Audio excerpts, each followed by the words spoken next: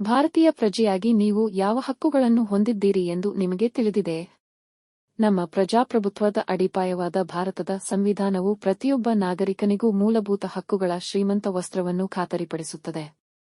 ಈ ಹಕ್ಕುಗಳು ಸಮಾನತೆ, ಸ್ವಾತಂತ್ರ್ಯ ಮತ್ತು ನ್ಯಾಯದ ತತ್ವಗಳನ್ನು ಹಿಡಿದಿರುವ ಸ್ತಂಭಗಳಾಗಿವೆ. ನಮ್ಮ ದೇಶದಲ್ಲಿ 14 ರಿಂದ 18ನೇ ವಿಧಿಗಳಲ್ಲಿ ಸಮಾನತೆ ಮತ್ತು ದೇಗುಲದ ಹಕ್ಕನ್ನು ನಾವು ಮೊದಲು ಬರೆಯುತ್ತೇವೆ. ಕಾನೂನಿನ ಮುಂದೆ ಸಮಾನತೆಯನ್ನು ಖಾತ್ರಿಪಡಿಸುತ್ತದೆ ಮತ್ತು ಧರ್ಮ, ಜನಾಂಗ, ಜಾತಿ, ಲಿಂಗ ಅಥವಾ ಜನ್ಮಸ್ಥಳದ ಆಧಾರದ ಮೇಲೆ ತಾರತಮ್ಯವನ್ನು ನಿಷೇಧಿಸುತ್ತದೆ. ಇದು ಸಾರ್ವಜನಿಕ ಉದ್ಯೋಗದಲ್ಲಿ ಗುಣಮಟ್ಟದ ಅವಕಾಶವನ್ನು ಭರವಸೆ ನೀಡುತ್ತದೆ. ಎಲ್ಲರಿಗೂ ನ್ಯಾಯೋಚಿತ ಅವಕಾಶ.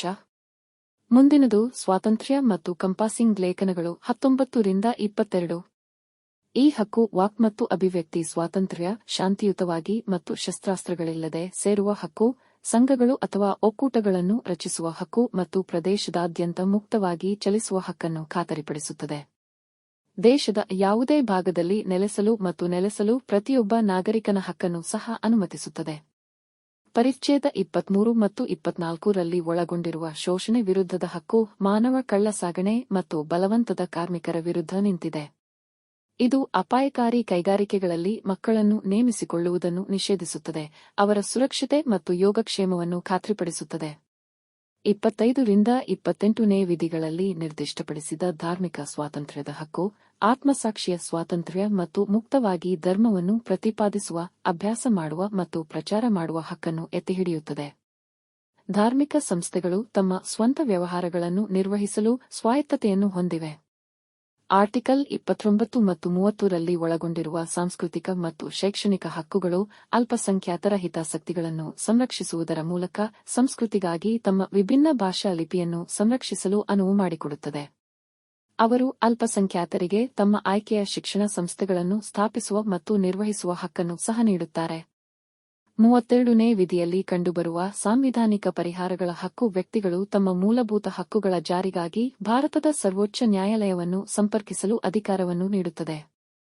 ಸಾಮಾನ್ಯವಾಗಿ ಸಂವಿಧಾನದ ಹೃದಯ ಮತ್ತು ಆತ್ಮವೆಂದು ಪರಿಗಣಿಸಲಾಗಿದೆ. ಈ ಹಕ್ಕು ನ್ಯಾಯಕ್ಕಾಗಿ ಪ್ರಬಲ ಸಾಧನವಾಗಿದೆ. ಕೊನೆಯದಾಗಿ, ನಮಗೆ ಖಾಸಗಿತನದ ಹಕ್ಕಿದೆ. ಸ್ಪಷ್ಟವಾಗಿ ಉಲ್ಲೇಖಿಸದಿದ್ದರೂ, ಭಾರತದ ಸರ್ವೋಚ್ಚ ನ್ಯಾಯಾಲಯವು ಆರ್ಟಿಕಲ್ 21 ರ ಅಡಿಯಲ್ಲಿ ಜೀವನ ಮತ್ತು ವೈಯಕ್ತಿಕ ಸ್ವಾತಂತ್ರ್ಯದ ಹಕ್ಕುಗಳಲ್ಲಿ ಅಂತರ್ಗತವಾಗಿರುವ ಮೂಲಭೂತ ಹಕ್ಕು ಎಂದು ಗುರುತಿಸಿದೆ. ಈ ಮೂಲಭೂತ ಹಕ್ಕುಗಳು ಹೊಂದಾಣಿಕೆ ಎಂದರೆ ಈ ಹಕ್ಕುಗಳನ್ನು ಉಲ್ಲಂಘಿಸಿದರೆ ನಾಗರಿಕರು ನ್ಯಾಯಕ್ಕಾಗಿ ನ್ಯಾಯಾಲಯಗಳನ್ನು ಸಂಪರ್ಕಿಸಬಹುದು.